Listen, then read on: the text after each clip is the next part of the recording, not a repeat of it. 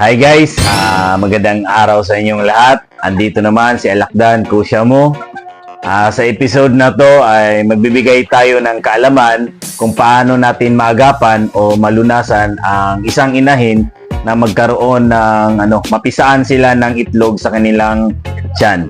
So, unang-una, paano natin malalaman once na mapisaan ng ating alaga sa inahin, mapisaan sila ng itlog.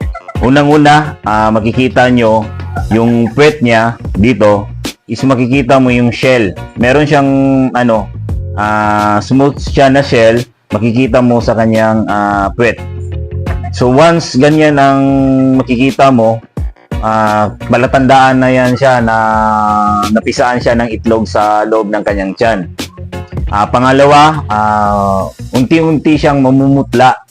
Wala nang ganang kumain. Parang nanghihina na siya. Parang makita mo sa kanya, guys, na para siyang nagkaroon siya ng malaria. Pero hindi pala yun.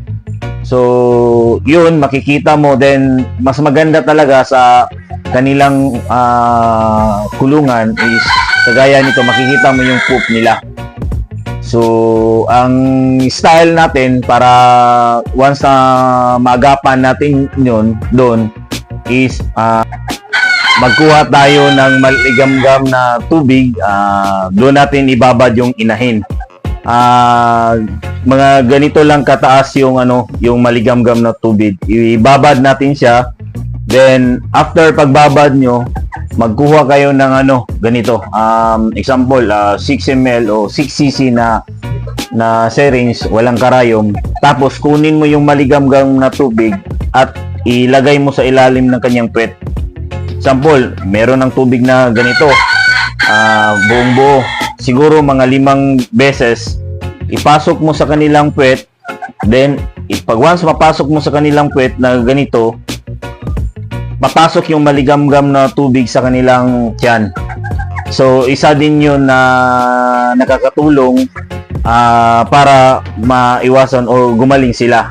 Then, magbibigay kayo ng Primuxil tablet. Isang tablet ng Primuxil, painom mo sa kanila. Ginamit ko to, good for 3 days. So, once na morning, ibabad mo to sa maligamgam na tubig na hanggang dito.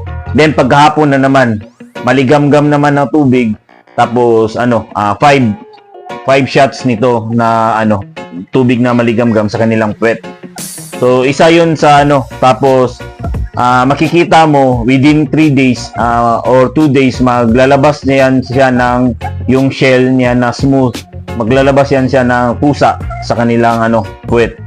So, malaking tulong yun kasi karamihan na nangyari, naranasan ko kasi na namatayan ako ng inahin. So, after, with tulong sa aking mga kaibigan sa pagmamanok, isi-share ko sa inyo yung naranasan ko at isi-share ko din sa inyo kung ano ang improvement sa aking manok. So, yun po guys, ang ating sa episode na to. Sana makatulong ito sa inyo. Shoutout po pala sa isa sa tumulong sa akin, guys, si Sir Isaac Marcos. Siya yung nagbigay sa akin ng kaalaman tungkol dito. Meron pa pala din nagpapa-shoutout din from Zamboanga, si Sir AJ Sirama, at saka sa Cotabato si Abu Abduyusrin. Shoutout sa inyo, sir, at magandang araw sa inyo. Sa ngayon yun lang po ang ating episode na matutunghayan nyo, and salamat pala sa sa pag-support nyo sa akin. Please like and subscribe our YouTube channel, Alakdan CN Kusya mo, and just follow our Facebook page, Alakdan Kusya mo. So magandang araw, guys, and salamat.